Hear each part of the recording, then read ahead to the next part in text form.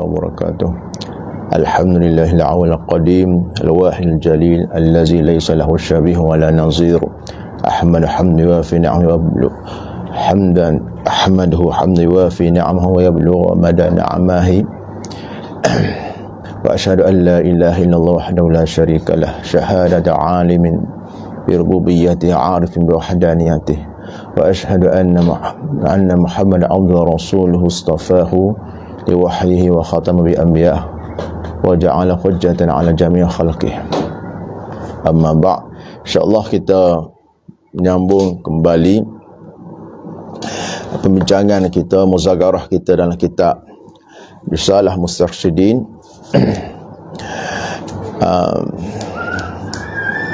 Pada kata muallif, wansur akhaka mazluman. Ini adalah ataf atau sambungan pada kata-kata muallif pada minggu-minggu yang lepas kita baca, iaitu wa'alam anna anja tariqan lil 'abdi. Ketahuilah bahawasanya jalan yang paling selamat bagi seorang hamba ialah, jadi sambungnya, wansur akhaka mazluman wa ruddahu ila haqqi in kana zaliman. Dan tolonglah saudaramu yang dizalimi. Tolonglah saudaramu yang dizalimi, wa ruddahu ila haqqi in kana zaliman. Dan kembalikanlah mereka, saudara kamu, ilal haqqi kepada kebenaran, kiranya in kana zaliman, kiranya adalah saudara itu buat zalim. Jadi kita kena tolong saudara kita, bukan saja yang dizalimi tetapi juga yang menzalimi. Wabzul lahul haqqahu minka wa la tutalibhu bihaqqika minhu. Dan berikanlah bagi mereka, bagi saudara kamu itu haknya, hak daripada kamu. Jadi setiap yang ada, setiap saudara kita sebenarnya ada hak. Setiap yang ada pada kita sebenarnya ada hak orang lain. Kita kena faham setiap yang ada pada kita adalah ada hak orang lain. Jadi kita kena berikan hak orang lain daripada kita yang patutnya kita bagi. Contohnya hak zakat, yang patut kita bagi kepada dia, walaupun duit itu ada dalam poket kita, tetapi sebenarnya dalam poket itu hak orang lain perlu kita berikan. Wala tutalibhu, tapi musannif kata wala tutalibhu bihaqqika minhu. Dan jangan kamu tuntut daripada saudaramu bihaqqika minhu, dengan hak kamu daripadanya. Ini jalan paling selamat. Kita di samping kita berikan hak orang lain pada kita, jangan kita tutup hak kita daripada mereka. Contohnya orang miskin, ada hak harta kita, daripada ada hak harta daripada kita berikan. Jadi jangan pula kita tuntut hak kita. Contohnya apabila kita bagi zakat ataupun sedekah dan sebagainya, jangan kita, betul orang yang biasanya orang yang kita bagi tu kita rasa perlulah menghargai, membalas dan sebagainya. Jadi jangan kita tuntut, jangan kita bagi, jangan kita tuntut hak orang balas mula apa pemberian kita. Wa yassir 'alal gharimi warfuk bil armalati wal yatimi wa akrim sabirina minal fuqara'i warhum ahlal bala'i minal aghniya'i. Dan mudahkanlah atas orang yang berhutang, tolonglah beramah mesralah, beramahlah, bersifat ramahlah dengan armalah, dengan orang yang armalah, dengan orang janda, wal yatimi, dan yatim, di mana orang yang tidak ada armalah dan yatim ni orang yang tidak ada pergantungan dia. Jangan kita bully, jangan kita herdik. Wa akrimus sabirin minal fuqara, dan muliakanlah orang sabar, kalangan orang sabar daripada para fuqara, pada orang fakir. Yang orang fakir jelas sifat sabar mereka tu. Ya, kita muliakan orang sabar kerana orang sabar bersama Allah. Warham ahlul bala'i minal aghniya, dan kasihlah, belaslah bagi orang ahli bala, orang yang ditimpa bala daripada kalangan orang kaya. Kenapa sebut dia ta'yin, dia tentukan kaya sini kerana ujian, biasanya ujian bala ni bagi berat bagi orang kaya. Ada tak biasa sekali kena bala, dia rasa berat. Ada jangan kita anggap kita rasa padai muka dengan dia. Padai dengan dia. Sekali dia senang, tiba-tiba kena jatuh apa, kita suka tu orang panggil sifat dengki tu. Kita belah juga walaupun kaya, bila timpa bala kita belah. Wala tahsudanna ahadan ala ni'matin, dan jangan sekali-kali kita bersifat hasad. Seorang pun jangan kita hasad atas nikmat. Nah, nikmat tu dikurniakan oleh Allah Taala. Orang hasad ni dia rasa tak suka apabila ada orang dapat nikmat. Sedangkan nikmat tu adalah pemberian Allah Subhanahu Wa Taala. Jadi orang yang hasad ni seolah-olah protes Allah. Kenapa Allah Ta'ala bagi nikmat pada orang sikit-sikit? Allah Ta'ala bagi nikmat pada orang sikit-sikit. Orang yang hasid, orang yang berhasad, dia tak suka. Begitu juga apabila seorang itu ditimpa musibah dan sebagainya, dia rasa suka. Itu adalah orang panggil orang hasid. Di mana orang hasid, orang dengki ini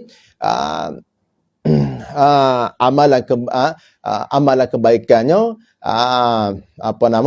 iyyakum wal hasad fa innal hasad ya'kul hasanati kama ta'kul nar hatab. Rasulullah sallallahu alaihi wasallam bagi peringat bagi orang yang hasad ni, bagi orang hasad, sungguhnya hasad ini Rasulullah sallallahu alaihi wasallam bagi peringatan untuk melihara, menjaga diri daripada sifat hasad, kerana hasad ini umpama akan memakan kebaikan, kebajikan, pahala-pahala sebagaimana api memakan kayu api. Jadi wala tahsudanna ahadan ala ni'mah wala tazkuranna ahadan bighibatin, dan jangan sebut seorang, jangan kita kecek seorang bighibah dengan ghibah, dengan mengupak maknanya kita sebut pasal saudara kita, saudara kita, apa yang tak suka dengar. Atau dia panggil ghibah. Qala mu'allif rahimullah wa sudda ala nafsika baba su'iz zanni bi khawfil mas'alah. Tutuplah atas jiwa dirimu, tutuplah atas dirimu, mana janganlah. Tutup tahalah dirimu, nafsumu, pintu su'zon, pintu buruk sangka, tutup. Kalau buka kat, jadi mana tutup, mana biar jangan tubik su'zon dalam hati, dalam nafsu, dalam diri kita tu, lagu mana? Bi khawfil masalah, dengan kita takut masalah mana kita takut akan disoal oleh Allah Ta'ala, akan disoal di hadapan Allah Ta'ala tentang su'uzan kita, buruk sangka kita pada yang lain. Waftah baba husnuzani bisa'ati ta'wili, dan bukalah pintu husnuzan, tutup pintu su'uzan, tapi bukalah seluah-luahnya pintu husnuzan, baik sangka dengan saudara kita, bisa ati ta'wil, dengan luas pentakwilan.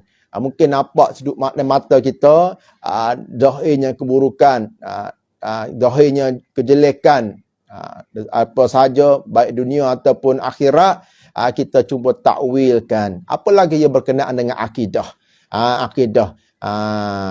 Jangan terus kita su'zon, jangan apalagi terus membida'ahkan, mengkafirkan dan sebagainya.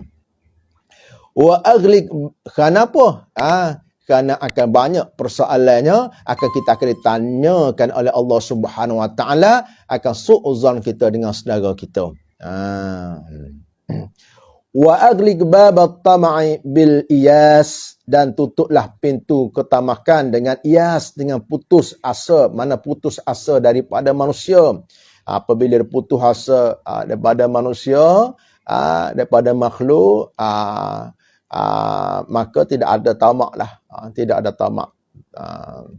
Tamak ni tidak putus, tidak ada ias. Kalau orang dah putus asa, tidak agak hanya bergantungan pada Allah Taala semata-mata, maka dia tidak ada ruang untuk sifat tamak untuk ada dalam diri dia. Wastaftih babal ghina bil qanaah, dan bukalah bab ghina. Ghina ni bab rasa cukup. Babul ghina, pintu kekayaan. Pintu kekayaan bil qanaah, dengan rasa cukup. Dengan rasa cukup. Kerana kaya yang sebenar bukanlah kaya harta benda. Kaya yang sebenar adalah kaya jiwa, kaya diri, ghina nafsi. Apakah ghina nafsi? Adalah sifat qanaah. Rasa cukup dengan apa yang diberi oleh Allah Subhanahu Wa Taala. Reda dengan pemberian Allah Subhanahu Wa Taala. Apabila kita rasa cukup, rasa syukur, Allah Subhanahu Wa Taala akan menambahkan. Wa nazzih zikrallahi an idafatil makarih. Dan bersihkanlah, sucikanlah zikrullah, ingatan pada Allah Taala, zikrullah, ataupun menyebut Allah Subhanahu Wa Taala daripada an idafatil makarih. An idafatil makarih, daripada menyandarkan suatu yang tidak baik kepada Allah Subhanahu Wa Taala. Walaupun pada contohnya, walaupun hakikatnya semuanya benda tak terlepas daripada qudrah dan iradah Allah Subhanahu Wa Taala, tetapi kita kena jaga adab. Adab yang baik, kena jaga adab daripada menyandarkan suatu keburukan, suatu yang tidak baik itu kepada Allah Subhanahu Wa Taala. Wa hasil awqat, hasilkan masa-masa. Maknanya jangan sia-siakan masa. Ambil kesempatan masa untuk ambil perkara-perkara yang berfaedah, khususnya kita sebagai penuntut ilmu. Kerana masa ni adalah modal kita. Wa'arif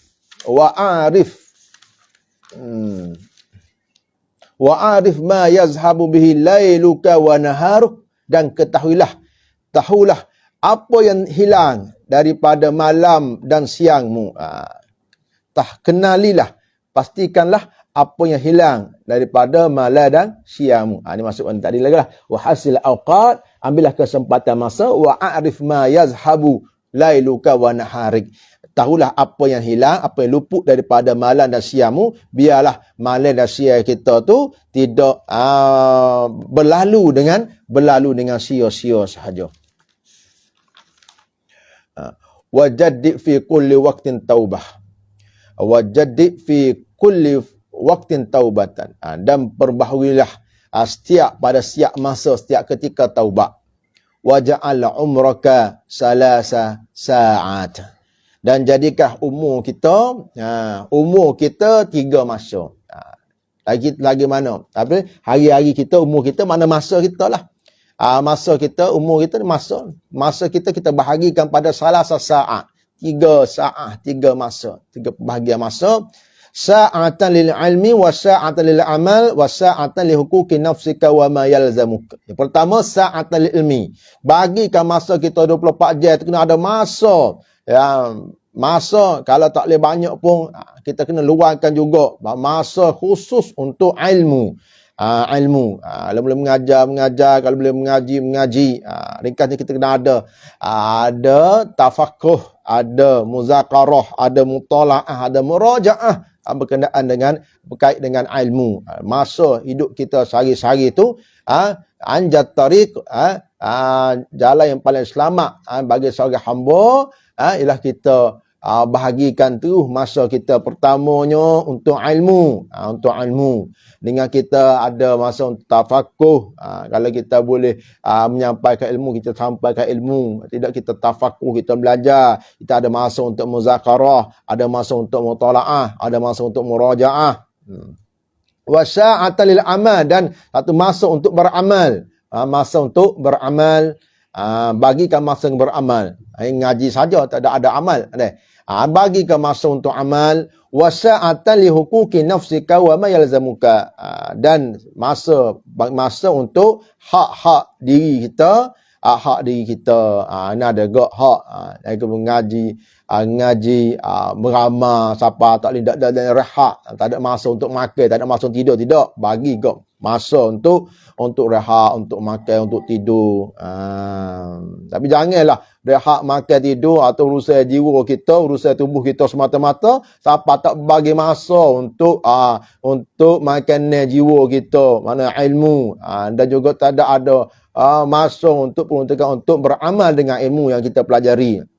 Jadi kena bagi sa'atan lil amal, sa'atan lil ilmi, wa sa'atan lil amal, wa sa'atan li huquqi nafsika wa ma yalzamuk. Dan masa untuk kita melaksanakan hak-hak diri kita dan apa yang hak yang diwajibkan atas kita. Mana hak keluarga kita, contohnya hak jiran kita terhadap kita.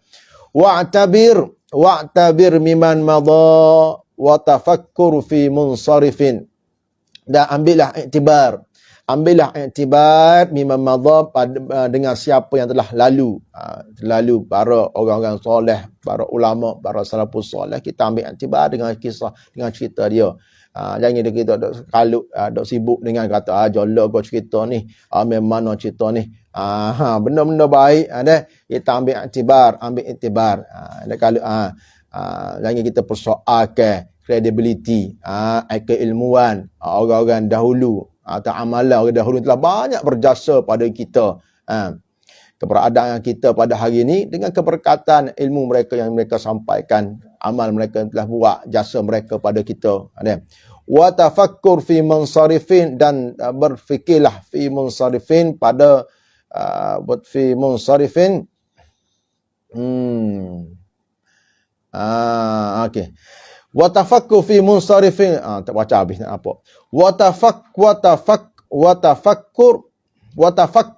tafakkar fi munsarifil fariqaini min baini yadillahi ta'ala. Dan berfikirlah pada tempat kembali, tempat akhir tuju, fariqaini, dua kumpulan di sisi Allah Subhanahu wa taala. Bagaimanapun rikah ceritanya, kita manusia ni akan pecah dua kumpulan. Fariqun fil jannah biridahu, satu kumpulan dalam syurga dengan keredaan Allah Ta'ala. Wa fariqin fis sa'iri bisakhatin, satu kumpulan di neraka dengan kemurkaan Allah Ta'ala. Fikir dalam kita tak sudah dengan dua benda tu. Wa a'rif qurballah minka, dan ketahuilah kedekatan Allah Ta'ala daripadamu dengan kita. Wa akrim.